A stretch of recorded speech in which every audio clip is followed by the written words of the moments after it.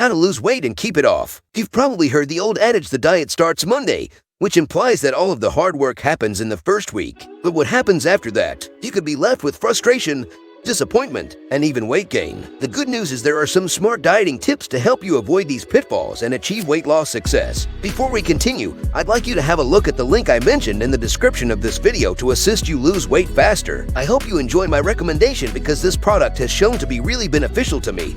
Thus, I recommend it to you. In addition, I ask that you subscribe to this channel and leave a like and comment. Let's get started. Smart dieting tips. 1. Reduce your calorie intake. Many studies have claimed that keeping your weight under control boils down to a simple equation. Eat less calories than you burn, and you'll lose weight. Doesn't it appear to be simple? So, why is it so difficult to lose weight? Losing weight isn't a process that happens in a straight line over time. When you reduce your calorie intake, you may lose weight for the first few weeks, but then something happens. You consume the same number of calories as before, but you lose less or no weight. Because when you lose weight, you lose water and lean tissue as well as fat. Your metabolism slows, and your body changes in other ways. Your metabolism slows and your body changes in other ways. So, if you want to keep losing weight each week, you'll need to keep lowering calories. 2. Reduce carbohydrate intake. A second perspective on weight loss considers the issue to be the way the body stores fat after consuming carbs, particularly the impact of the hormone insulin. Carbohydrates from food enter your bloodstream as glucose when you eat a meal. Your body always burns glucose before it burns fat from a meal in order to keep your blood sugar levels in check.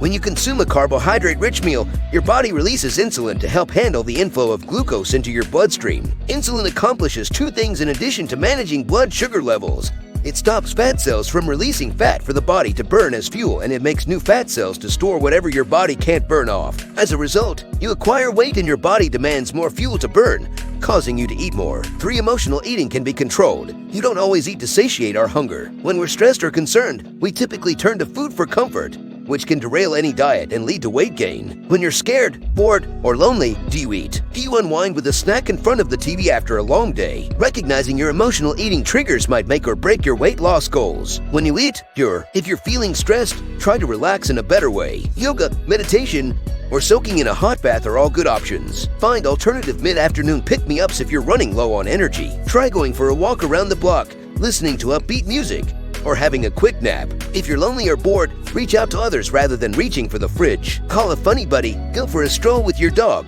or go to the library, mall, or park, anywhere there are people. I hope you find this video useful. Please leave a comment and subscribe to help this channel develop. Thank you very much.